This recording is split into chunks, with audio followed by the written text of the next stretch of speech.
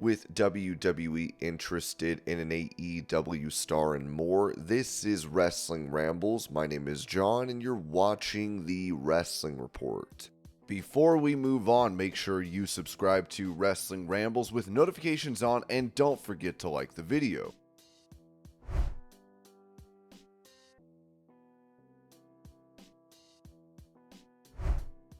Asked if WWE ever had interest in his services as a pro wrestler, AEW star Bryan Keith told Talk Is Jericho, "No, nothing. I've been at Booker T's Reality of Wrestling for a long time. I did extra work and things like that, but nothing like, hey, come in and we'll take a look at you and things like that. I watched WWE all the time as a kid. I'm a WWF kid. I never even watched WCW growing up. But I feel like whenever I got older, I gravitated towards the Japanese style of professional wrestling, so in my head, I literally wanted to go to Japan. WWE or TNA and all of these other places, it wasn't the goal. I'd work for them. At the time, if they were giving it, I was going to see what's up, but in my head, I was like, Japan, Japan, Japan. I remember my parents being like, how? How the hell do you think you're going to get on the other side of the world and do that? Actually, at the beginning of this year, I went for the first time for 2 weeks. DDT brought me out and I wrestled out there.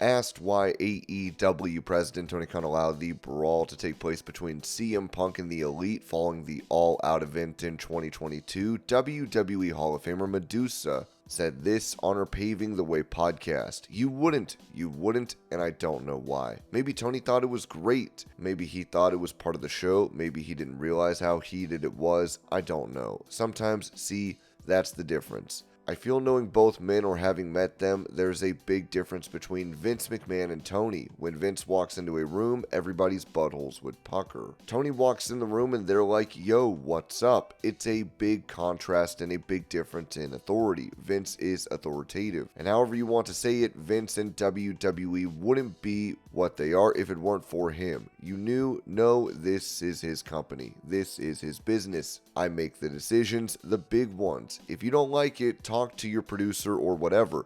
Tony, on the other hand, has so many ears and people telling him what to do and what's good and what's bad. The guy needs to isolate himself, repackage himself, and not be so available. Let him do his job. Let other people do their jobs and run the show. And he can have the final say. I don't know. It's like asking Vince McMahon and Pat Patterson or Shawn Michaels and The Undertaker. The list goes on. They all had a part in the business in some way and in some capacity. But as far as the board, it's always been the family. That's it. I think the closest they ever got was him marrying Stephanie. And that's where Triple H is now. It would never be that way. Tony has a good thing going there, and I would love to see it be successful because there are a lot of great players. But when you have a lot of monkeys running the circus, it's never going to work out. It's going to be chaotic, distressing, and uncomfortable. I really want it to do well, and I wish Tony would isolate himself from that. As long as those other guys are on the board or are vice presidents, unless you have a certain number of board members who can vote them off, you're kind of stuck. Maybe they also have ownership or shares, which puts Tony in a tough position.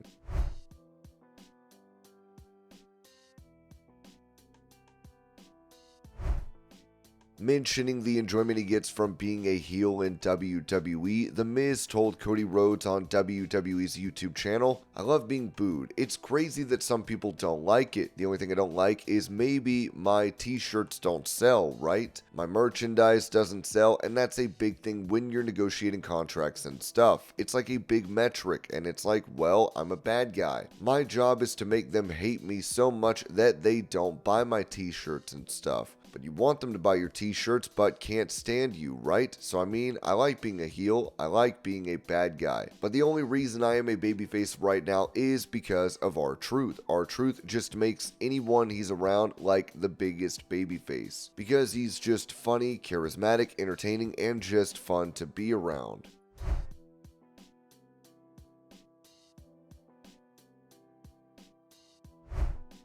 As Bron Breakker will be filmed by a camera from up above the ring on occasion when he spears an opponent, he revealed the origin story of this, telling Sports Illustrated, "The Bron Cam, that's my camera." Someone saw me running and thought we should shoot this from the sky. Running on the perimeter, picking up speed, making contact. That's all second nature to me.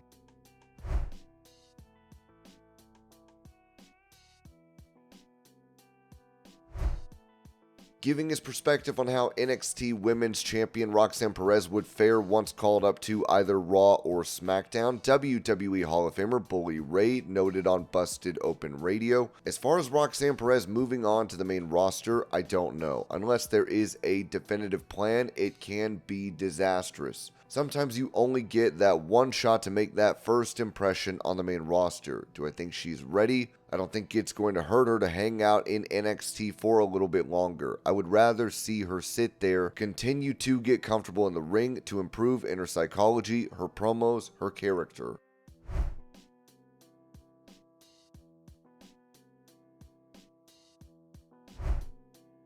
After suffering a broken neck back in March of 2022, Big E has since undergone and recovered from surgery. Despite being able to live a normal life, the vertebrae have yet to ossify, which leads him unable to be cleared by WWE Medical. Asked if there is a cutoff for his return to in-ring action, Big E said this to Adrian Hernandez: "I don't know if there is necessarily a cutoff. I don't know if they have a date in mind or a timer or any of those things. But I'm content in life right now, and I have been content in life since day one. Honestly, I think instead of focusing on all the things that are lost or the things I can't do or not being in the ring anymore, I focus on the things that I do have. I'm so blessed and so fortunate. One, I'm not in pain. I move around well, I'm in the gym, and I live a great life. You don't have to pity me or feel bad for me at all. I have so many incredible things. The nice thing is, although I've been out of the ring, I have so many other challenges and things that have come my way that I've really enjoyed. I've loved being a part of these countdown shows, pre-shows, post-shows, and being able to cover events. Being here on a weekend like this and taking part, I'm so fortunate and blessed. To be 15 years in under contract with WWE, I can't believe how quickly it's flown by, but I'm still here, still doing things that I love and enjoy. I get to see so many of my friends, so I'm immensely blessed and really thankful for all those things. I appreciate everyone who's checked in on me. I can't believe it. After a year, I thought people would have moved on and given up, but here we are, 2.5 years later, and people are still asking and still want me back in the ring. I appreciate that. It means a lot. But no, life has been really, really good. I am blessed. I don't live in any regret or any of those things. I'm very, very thankful."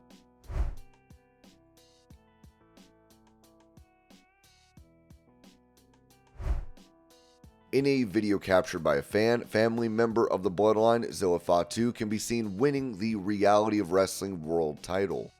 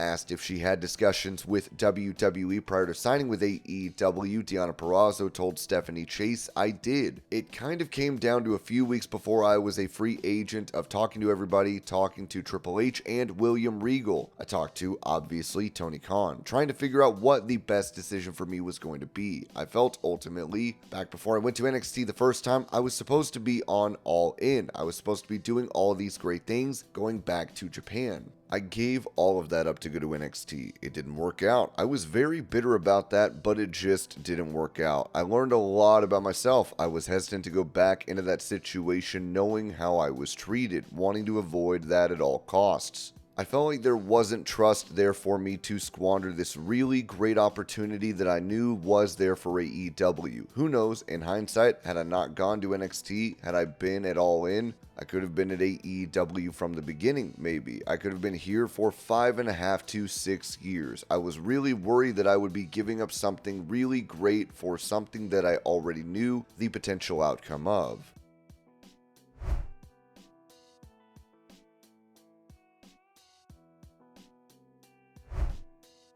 Explaining why he is ready to retire from full-time professional wrestling, AEW star Bryan Danielson told the Nikki and Bree show, "So I've been in AEW now for 3 years and I've never won a championship. The story is I'm wrestling this match, it's career versus title. If I lose, I'm forced to retire. It's something I'm ready for. I'm kind of ready to be done. I'd rather be at home. I don't want to miss out. There's this small portion of our kids' lives where they actually want us there, right? I see it with my friends and my sister and all of that kind of stuff. All of a sudden, Birdie, she's 7 now. She's going to turn into a teenager and she's going to have other things. Now she wants daddy there all the time, and so it's like I want to be there for that. Also, it's like my body is broken down. The odds are I'm probably going to have neck surgery before the end of the year. I've got all of those kind of things. This pro wrestling thing, it's been incredible and it's hard to imagine my life without it for the past 25 years, but it's a lot easier to imagine my life going forward without me wrestling. It's hard for me to imagine me keeping doing this, especially with the last year. I've had herniated discs in my back, tore the labrum in my shoulder, then I broke my arm, which required 9 screws. Then I had 2 fractures in my orbital bone. I just recently hurt my neck really bad, and that was in April. So it's all of these things. When I started AEW, I was like, I'm invincible. Then it turns out maybe I'm not so invincible. It does, but I'm not saying to feel bad for me. This is a blessed life. It really is. It's fun and I still love it 25 years in. It's just now I have things that are more important to me."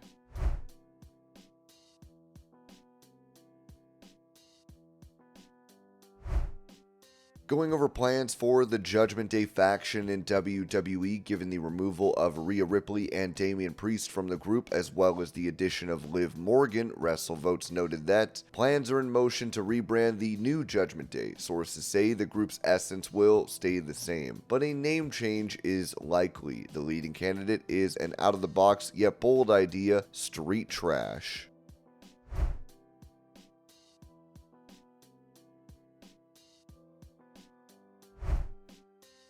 Back in July, Kevin Nash would criticize LA Knight for lacking originality in his promo, saying on his Click This podcast, "Am I the only one that sees like an absolute ripoff of The Rock to the point when he cut the promo on Logan Paul or whatever his name is? The only thing he didn't do is turn the MFer sideways. Does everybody have amnesia? There's nothing original." Nash even followed up on this shortly after as he said, "I'm not gonna apologize. I think it's a blatant ripoff, but I didn't mean any harm." LA Knight would then be asked if he's had conversations with Nash, saying, "No, but I've had conversations with his friends about it and they've all been like, don't listen to this stuff. Whatever. What am I going to do? Worry about that?" In a certain sense, there is one part of me that's like, if this guy wants to take food off my table, that's cool. It's a piece of move, but that's cool. At the time, why am I going to bother thinking too much about it? Now, Kevin Nash talked about his interaction with LA Knight at SummerSlam, saying on his podcast, "So LA Knight was sitting at the end of the table. I sat down at the table behind him. He turned around and I just said, 'So, you finally getting to go over tonight?' He goes, 'Something like that.' We talked and I asked, he was working with Logan Paul. I just asked how it was to work with Paul. Is he a natural? Is he paint by numbers? He just gave me his opinion opinion on how he handled the situation. Not for me to explain on this show because I don't want Logan Paul and his relationship to be verified or injured by comments that I make that I might have construed differently than it was meant to be said to me. He seemed like a really nice guy. There was no heat between us. In regards to there potentially being heat between them, Nash said this about his relationship with LA Knight. No, not at that point. Nobody is trying to hurt anybody in this business. I wasn't trying to take food off his table. Other people have mocked my words to him in promos on their television. I'd rather be the guy being talked about than the guy not being talked about. That's just the way I look at it. If I'm talking about you, because I can talk about anybody I want in wrestling. There's a bunch of dead guys I can talk about that could never rebuttal any of that. But to me, this new breed of guys, I'm not trying to piss anyone off. I want the company to excel.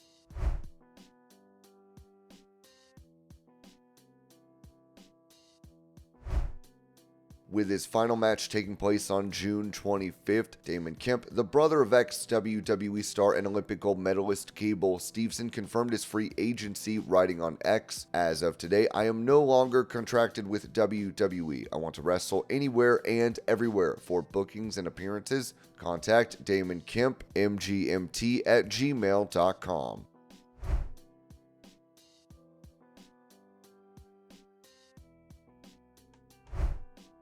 With WWE seemingly interested in another AEW name, Ringside News wrote that WWE has its eye on several AEW stars, with a few contracts nearing expiration. Reports suggest that Ricky Starks might be heading to WWE, and the Lucha Bros could follow suit. Another AEW star also attracting WWE's interest is Daniel Garcia. Garcia hasn't appeared since a brutal attack by MJF following an international title match with Will Ospreay. Sean Ross Sapp reported on Fightful Select that one prominent figure in the company believed Garcia was staying and speculated he'd re-signed, but as of last week, that wasn't the case. Daniel Garcia's AEW contract is reportedly set to expire in October, and no new deal has been signed yet. The report also noted that WWE is interested in acquiring Daniel Garcia, while All Elite Wrestling is keen on retaining him. This situation could lead to a bidding war for Garcia's services. Garcia had a tryout with WWE before signing with AEW several years ago, but WWE chose not to sign him at that time. His increased exposure in AEW has clearly put him back on WWE's radar.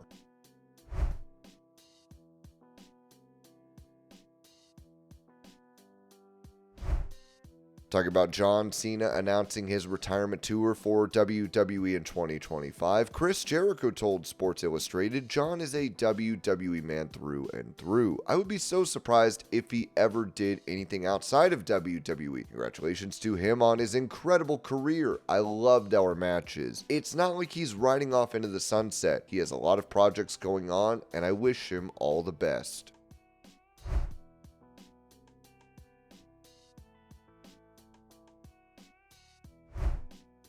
Expressing interest in a return to WWE, Ricardo Rodriguez, who worked for the company between 2010 and 2014, most prominently as the personal ring announcer for Alberto Del Rio, said this to Cafe de Rene. "I've been very open about it before that my end goal is going back to WWE. If the opportunity ever presented itself to work for AEW again, I totally would, but my end goal has and always will be going back to WWE."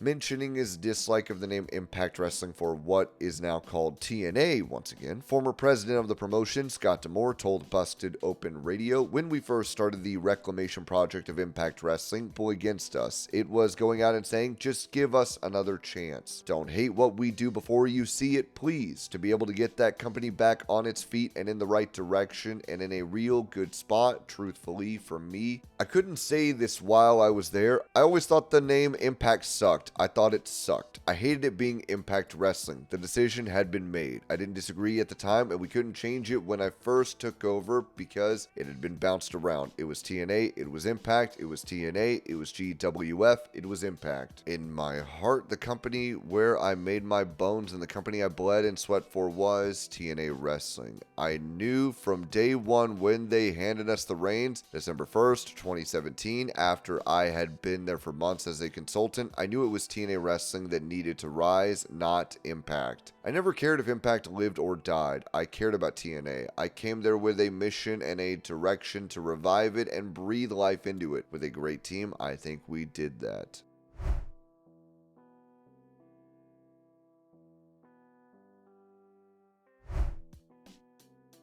Explaining why he initially decided to stay with WWE despite being humiliated on programming by Vince McMahon, former commentator for the company, Jim Ross, told Inside the Ropes. A lot of men don't want to admit it, but especially in the wrestling business, most of us are paranoid and egotistical, afraid of our own shadows because our egos are so fragile. It's a cross between athletic insecurities and acting insecurities in sports and entertainment. It can be ridiculous, but Jan, was my rock. She stood by me through all the issues, my health problems, getting fired, getting humiliated on television with bad creative. The only good thing that came of it was that I made great friends. I had 26 years with Vince, and I have no regrets whatsoever because he paid me a lot of money and gave me a lot of stock. Some of my stock was worth $8. Not long ago, it was $100. My dad would come out of his grave and kick my ass if he thought I was disrespecting the person who paid me that much, considering I came from a single-parent home with no money.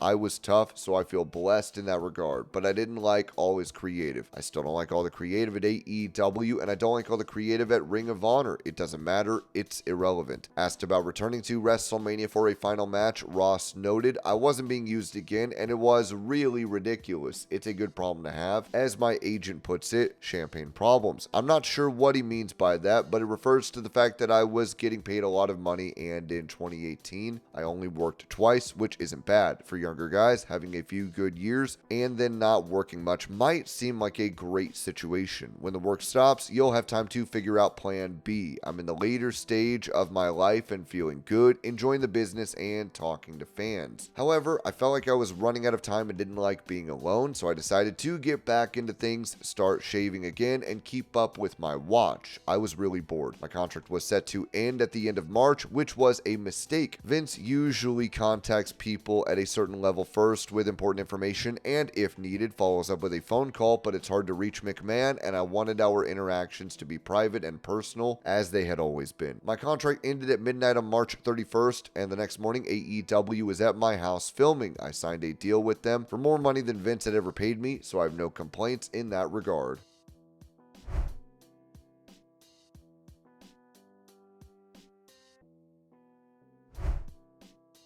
Talking about the masks he wears for his returns to Japan, AJ Styles teased that these could be his last matches in the country, saying on WWE's YouTube channel, if you don't know already, when I'm in Japan, ever since I was with the Bullet Club, I had a mask made for the big shows of the year. Now it's tradition that I have a mask when I walk out in Japan. This possibly could be the last one you see on AJ Styles, so let's get it.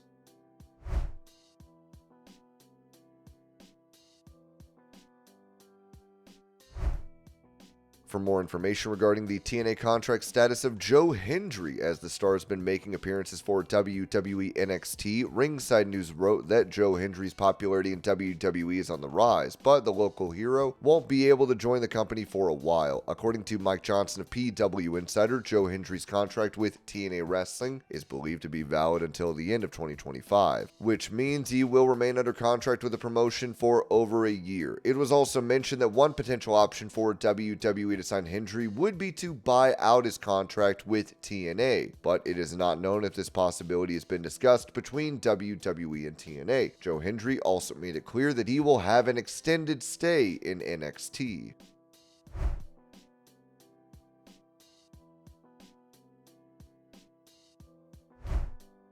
When it comes to how WWE view the partnership between Dominik Mysterio and Liv Morgan, Ringside News wrote that, according to a report from PW Insider, WWE officials were very pleased with the chemistry between Liv Morgan and Dominik Mysterio, who were paired together in recent segments. The duo received high marks for their interactions, and officials were impressed with how well their partnership has worked on screen. And this was your pro wrestling news update. I hope you're all having a great day. Thank you so much for watching, and I will see y'all later.